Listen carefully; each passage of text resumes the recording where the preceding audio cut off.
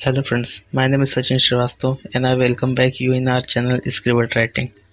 जैसा कि आपको पता है, यह हमारी novel in love 1919 an era of love का एक नया नरेशन वीडियो है, जिसकी हार्ड कॉपीज आप लोगों के लिए इजीली अवेलेबल है अमेज़ॉन, फ्लिपकार्ट और ब्लूरोस की वेबसाइट्स पर, जिसकी लिंक्स नीचे डिस्क्रिप्शन में दी गई है और प्रीवियस वीडियो की लिंक्स ऊपर आई बटन पर दी गई हैं। तो चलिए इसी के साथ शुरू करते हैं हमारी इस वीडियो को। सो गेट रेडी टू गो।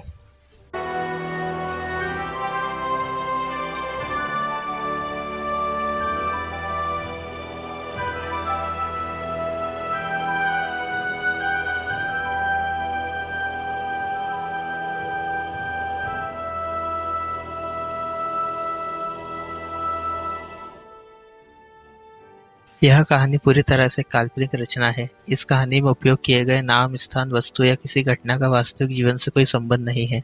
इसका प्रयोग सिर्फ मनोरंजन की दृष्टि से इस कहानी को रोचक बनाने के लिए किया गया है। हमारी कहानी का उद्देश्य किसी की भावना को ठेस पहुंचाना नहीं है। कृपया इस कहानी को मनोरंजन की दृष्टि से स्वीकार करें। धन्यवाद। जैसा कि हमने अब तक की कहानी में जाना, जहाँ वेदांशु और मुद्रिका नील और उसके दोस्त गोविंद से मिलती हैं, जिसके बाद नील उन सभी को बग्गी में बैठाकर सोनार्थ के लिए निकल पड़ता है। अगली सुबह होने पर वेदांशु और मुद्रिका महल पहुंच चुकी होती हैं और महाराज और महारानी उन दोनों का स्वागत करते हैं। उन दोनों के भारत पहुंचने की खुशी में महल में एक जश्न का आयोजन किया जाता है। वेदांशु उस जश्न में पहुंचती है जहां हर कोई उसे देखना चाहता है, लेकिन सिर्फ नील ही होता है जो उसे एक बार भी पलटकर नहीं देखता, जिससे चिढ़कर वेदांशु उसे सबक सिखाने का तय करती है। अगली सुबह जब वेदांशु महल में घूम रही होती है, तब वो युद्ध क्षेत्र में नील को तलवारबाजी का अभ्यास करते हुए देखती है, जिसे देख वेदांशु के दिमाग में नील को सबक सिखाने की एक योजना जन्म लेती है। वो कुछ सिपाहियों को अगले दिन नील को अभ्यास के समय पीटने का आदेश देती है, लेकिन वो सिपाही यह सब नील को जाकर बता देते हैं। नील वेदांशु की इस बात पर मुस्कुराता है और सिपाहियों से वैसा ही करने के लिए कहता है जैसा आदेश वेदांशु ने उन्हें दिया है। अगले दिन युद्ध क्षेत्र में नील जानबूझकर वेदांशु के सामने मार खाने का नाटक करता है, जो उसे छुपकर देख रही होती है, और साथ ही वो वेदांशु से माफ़ी भी मांगता है। शाम को जब वेदांशु सैर करके महल लौट रही होती है, तब उसे तालाब के किनारे नील बैठा नजर आता है, जिसके हाथों पर कई जख्म लगे हुए होते हैं, जो शायद सुबह युद्ध क्षेत्र में पिटने का नाटक करने के दौरान उसे लग चुके थे। यह देख वेदांशु को पछतावा होता है, जिसके लिए वेदांशु एक दासी के हाथों कुछ औषधियां नील तक पहुंचाती हैं, लेकिन वेदांशु उस दासी को नील को यह बताने से मना करती है कि यह औषधियां किसने पहुंचाई हैं। अब आगे।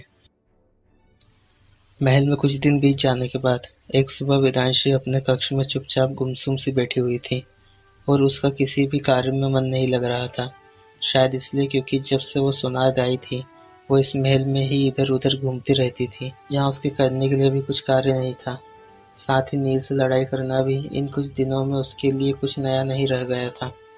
वेदांशु इस बारे में अपने कक्ष में बैठकर सोच ही रही थी कि अचानक कहीं से उसके कानों में किसी घोड़े के दौड़ते हुए पैरों और उसके हिनहिनाने की एक धीमी आवाज़ सुनाई दी, जो कक्ष की उस शांति में वेदांशु को साफ सुनाई दे रही थी।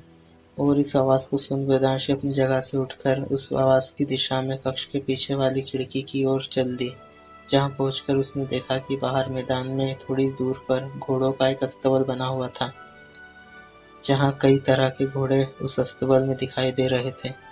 उन घोड़ों को देख वेदांशु के बचपन की एक ऐसी याद ताज़ा हो गई, जो वो लगभग भूल सी गई थी, जब वो अपनी उस सहेली की तरह घोड़ा चलाना चाहती थी, जो उसके साथ ही लंदन में पढ़ती थी। पर सच तो यह था कि चोट लगने के डर से वेदांशु ने कभी घोड़ों के पास जाने तक की हिम्मत नहीं दिखाई थी। साथ ही धीरे धीरे अपनी इस इच्छा को नजरअंदाज कर भुला चुकी थी। उस अस्तबल को देख वेदांशु अपने कक्ष से निकलकर बाहर उस अस्तबल की ओर चल पड़ी और वहां पहुंचकर उसने एक सिपाही से खुद के लिए एक घोड़े को तैयार करने के लिए कहा। माफ कीजिए राजकुमारी, उस सिपाही ने कहा, आज यहाँ सिर्फ नील ही अपने घोड़े के साथ अपना अभ्यास करते हैं। वेदांशु उस सिपाही के इनकार करने से नाराज थी, पर उससे भी कई ज्यादा गुस्सा उसे इस बात का था कि वो सिपाही उसे नील के कारण अस्तबल से घोड़ा देने के लिए मना कर रहा था। अच्छा, तो इसका मतलब उस नील ने तुम सबको डरा कर रखा है, वेदांशु ने गुस्से से कहा। नहीं राजकुमारी, उस सिपाही ने कहा, नील ने हमें डराया नहीं है, पर वो अपने घोड़े को जिस तरह से काबू करते हैं, जिस तरह से अभ्यास करते हैं, वो हमारे लिए सीखने लायक होता है। और इसलिए हम सब खुद अपनी मर्जी से नील के लिए एक दिन छोड़ देते हैं, जब वो यहाँ आकर अपना अभ्यास करने वाले होते हैं। और आज वही दिन है। लगता है तुम सब नील के ही चापलूस हो, लेकिन हम एक राजकुमारी हैं, वेदांशी ने घमंड से कहा। आज के दिन तुम सब नील की नहीं बल्कि हमारी घुड़सवारी देखोगे, और आज हम उस नील के ही घोड़े की सवारी करेंगे। इसलिए हमें वही घोड़ा चाहिए। तो बताइए, कहाँ है नील का घोड़ा? उस सिपाही ने अपनी उंगली से अस्तबल की ओर इशारा करा, पर इससे पहले कि वो वेदांशी को कोई भी घोड़ा लेकर देने के लिए उस अस्तबल की ओर जाता, वेदांशी खुद ही उस अस्तबल की ओर चल दी। थोड़ी देर बाद वह एक घोड़े पर बैठकर बाहर आई थी कि इतने में वहां पर नील आ पहुंचा। वेदांशी ने नील को देख अपनी घुड़सवारी पर इतराते हुए दुगने घमंड के साथ घोड़े को दौड़ाने के लिए कसकर उस घोड़े की लगाम खींची, जिसके कारण उसका वह घोड़ा चीखता हुआ अपने दो पैरों पर खड़ा हो गया। और उसके सीधे खड़े होने के कारण वेदांशी उसकी पीठ पर से फिसलती हुई नीचे आ गिरी। वेदांशी को नील के सामने अपनी यह हालत देख बहुत गुस्सा आया, जिसके कारण वो अपने गुस्से में उस घोड़े पर जबरदस्ती चढ़ने की कोशिश करने लगी। वो घोड़ा तेजी से उस मैदान में लकड़ी के बने घोड़ों के उस घेरे में भागने लगा और अंत में वेदांशी के ऊपर हमला कर दिया। लेकिन उसका हमला कर पाने के कुछ पल पहले नील ने बीच में आकर उस घोड़े को संभाल लिया और उसे शांत कर दोबारा उसके अस्तबल में पहुंचा दिया। हम जानते हैं कि यह तुम्हारी साजिश थी, वेदांशी ने नील को चिल्लाते हुए कहा। यह तुम्हारा घोड़ा था और तुम्ही ने इससे हम पर हमला करवाया, हम पर, एक राजकुमारी पर। तुम जानते हो इसके बाद तुम्हारा क्या अंजाम होगा? हम अच्छी तरह जानते हैं राजकुमारी, नील ने कहा। यही न कि आप महाराज से कहकर हमें बंदी बनवा सकती हैं, पर इससे पहले हम हमारी सफाई में आपको कुछ बातें बताना चाहते हैं। पहली तो यह कि जब आप इस मैदान में आई तो इस बारे में हम नहीं जानते थे, इसलिए हमारा आप पर हमला कराने का सवाल ही पैदा नहीं होता। और दूसरी यह कि वह घोड़ा हमारा नहीं था। क्या? वेदांशी ने नील को घूरते हुए देखा और कहा। जी राजकुमारी, नील ने मुस्कुराकर जवाब दिया। क्या आप हमारा घोड़ा देखना चाहेगी? हाँ, वेदांशी के मुंह से ना चाहकर भी हाँ निकल गया। ध्रुव, नील ने तेज आवाज में एक लंबी सांस के साथ अपने घोड़े का नाम पुकारा। नील का पुकारते ही वेदांशी को एक सफेद चमकता हुआ घोड़ा मैदान के बीच में तेजी से दौड़ता हुआ उसकी ओर आता दिखाई दिया। इससे मिलिए राजकुमारी, नील ने कहा। यह है ध्रुव, हमारा सबसे प्यारा दोस्त। वेदांशी ध्रुव को एकटक देखती रह गई और अपने हाथों से उसे सहलाने लगी। पर थोड़ी देर में वेदांशी को यह याद आया कि वो जिस घोड़े को देखकर खुश हो रही थी वह घोड़ा नील का था और नील अभी भी वहीं खड़ा उसे देख रहा था। इस बात का ख्याल आते ही वेदांशी ने दोबारा अपना मुंह सिकुड़ते हुए तुरंत अपने 2 कदम पीछे ले लिए और नील को गुस्से से घूरती हुई वहां से चली गई। अब वेदांशी घुड़सवारी की ओर और अधिक आकर्षित हो चुकी थी, पर अब उसका घुड़सवारी सीखने के पीछे उसका मकसद अपनी बचपन की इच्छा को पूरी करना नहीं, बल्कि नील के सामने अपने आप को एक अच्छा घुड़सवार साबित करना था। और इसलिए अब वो इसे सीखना चाहती थी, जिसके लिए उसने अपनी इस इच्छा के बारे में महाराज को जाकर बताया। महाराज यह जानकर खुश थे कि राजकुमारी को भी इन चीज़ों में दिलचस्पी थी, इसलिए महाराज ने भी वेदांशी को न सिर्फ इन चीज़ों को सीखने के लिए प्रोत्साहित करा, बल्कि यह सब सिखाने की जिम्मेदारी नील को सौंप दी। साथ ही साथ नील को उसे आत्मरक्षा के तरीकों की सीख देने के लिए भी कहा गया। लेकिन राजकुमारी अभी भी नील के सामने अपने आप को उससे नाराज दिखाने की कोशिश कर रही थी और इसलिए उसने नील से इन कलाओं को सीखने से मना कर दिया। वेदांशी का कहना था कि जो व्यक्ति कुछ सिपाहियों का सामना नहीं कर सकता वो उसे आत्मरक्षा करना कैसे सिखा सकता था। वेदांशी की इस बात को सुनकर महाराज ने आश्चर्य से नील की तरफ देखते हुए उससे पूछा कि वेदांशी ने उसके लिए अभी अभी जो कुछ भी कहा क्या वह सब सच था, जिसके उत्तर में नील ने बस मुस्कुराकर एक धीमी आवाज के साथ हामी भरी और हाँ में अपना सर हिला दिया। लेकिन तब नील के ही कहने पर महाराज ने राजकुमारी को घुड़सवारी सिखाने के लिए नरेंद्र नाम के एक घुड़सवार को यह काम सौंप दिया, जिसके बाद वेदांशी महाराज के कक्ष से बाहर चली गई। नील, यह सब क्या हो रहा है? महाराज ने कहा। जिसके बाद नील ने महाराज को युद्ध क्षेत्र में घटी उन सभी बातों के बारे में सब कुछ बता दिया। महाराज को जब युद्ध क्षेत्र की इस घटना के बारे में पता चला, तब वो भी अपनी हंसी रोक नहीं पाए। वेदांशी से जीत पाना आसान नहीं है नील, महाराज ने कहा, इसलिए तैयार हो जाइए। अब आपको बहुत मेहनत करनी पड़ेगी उन्हें सुधारने के लिए, क्योंकि अब उनकी जिम्मेदारी हम आपको सौंपते हैं। जी महाराज, नील ने मुस्कुराकर कहा। आप यह सब अब हम पर छोड़ दीजिए। अब राजकुमारी को यहाँ के तौर तरीकों में ढालना हमारी जिम्मेदारी है। अगले दिन वेदांशी घुड़सवारी के लिए तैयार होकर मैदान में पहुंची थी कि उसके अगले ही पल नील भी वहां आ पहुंचा। वेदांशी नील के सामने जानबूझकर सीधे वहां खड़े एक घोड़े की तरफ चल पड़ी, लेकिन नरेंद्र उसे कुछ भी समझा पाता उससे पहले ही वो उस घोड़े पर जाकर सवार हो गई। उस समय अपनी जिंदगी में पहली बार वेदांशी को किसी के सामने अपने आप को साबित करने की जरूरत पड़ रही थी। शायद इसलिए क्योंकि वो आज तक जितने भी लोगों से मिली थी, नील उन सबसे अलग था और शायद सबसे खास भी।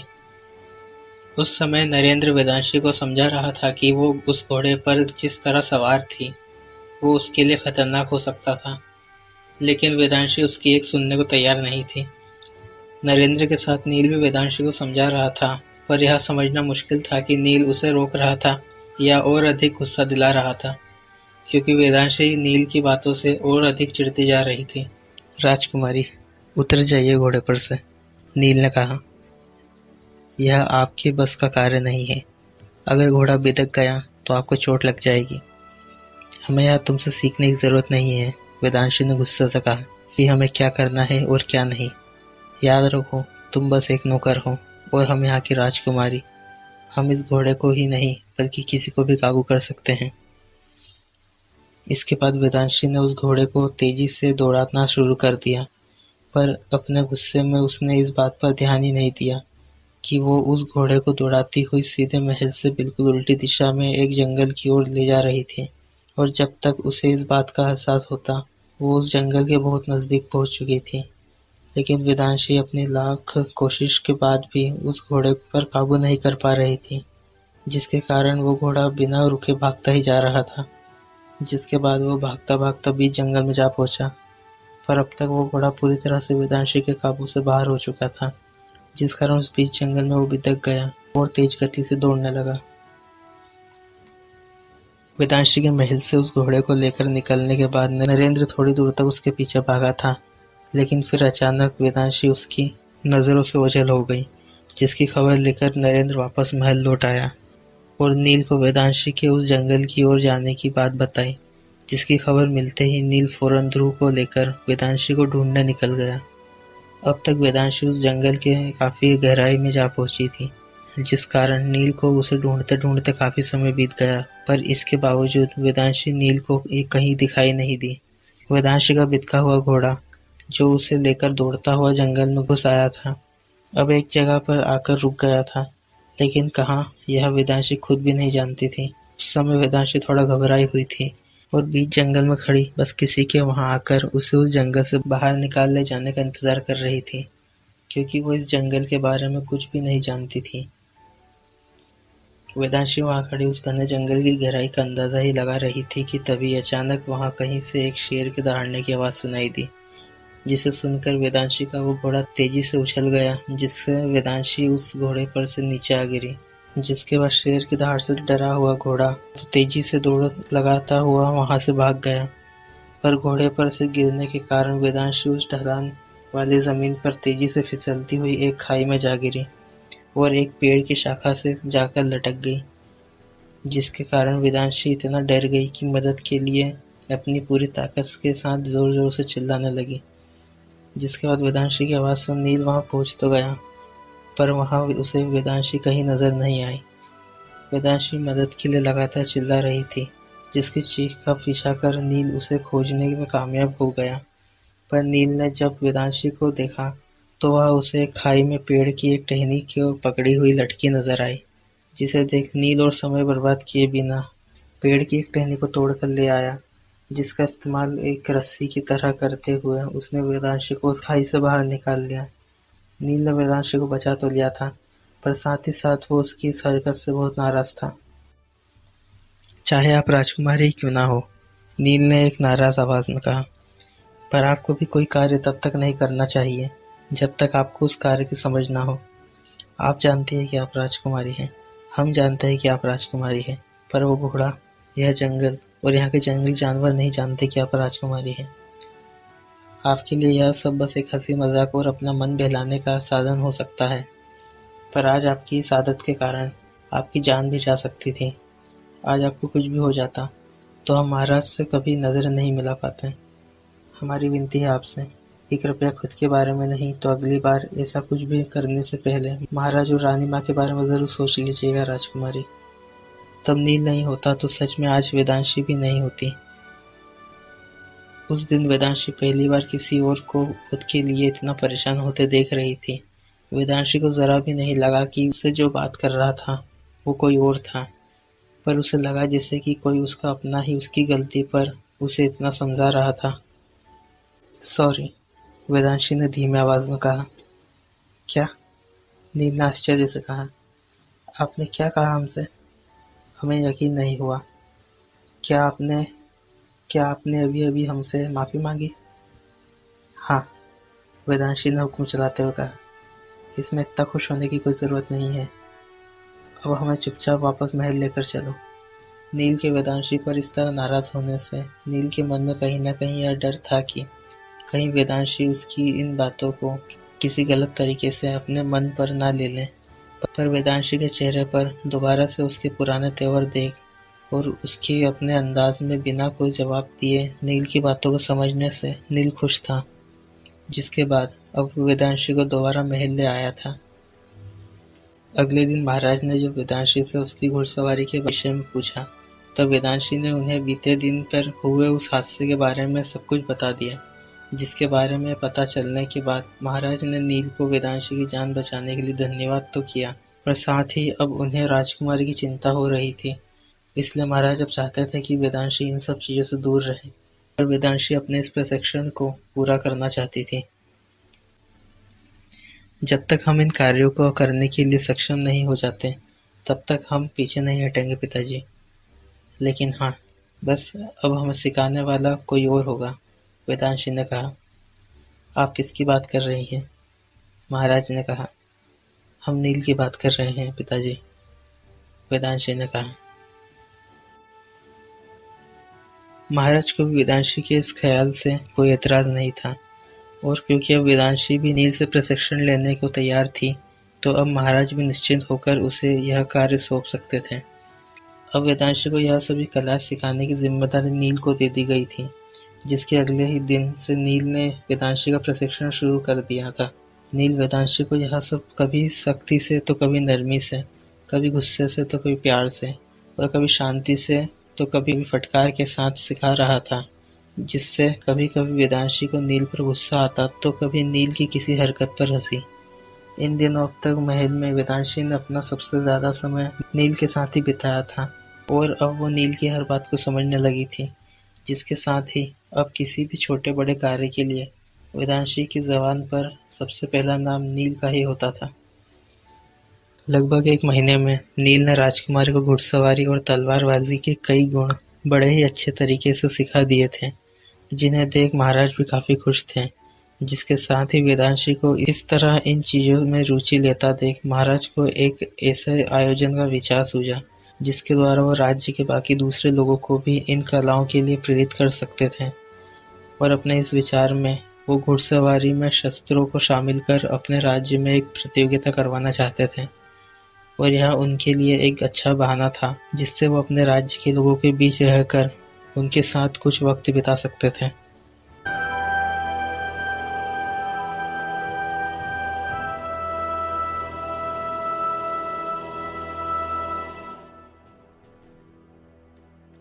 हेलो फ्रेंड्स, उम्मीद है कि आप लोगों को हमारी यह वीडियो पसंद आई है। अगर आपको हमारी वीडियो अच्छी लगी है तो प्लीज़ इसे लाइक करिए, अपने फ्रेंड्स एंड फैमिली के साथ शेयर कीजिए, कमेंट करिए और इसे सब्सक्राइब कीजिए। साथ ही बेल आइकन को दबाना ना भूलिए, जिससे आपको हमारे चैनल पर आ रही सभी लेटेस्ट वीडियोस की अपडेट मिलती रहेगी। इसी के साथ मिलते हैं अगली वीडियो में, तब तक के लिए गुड बाय।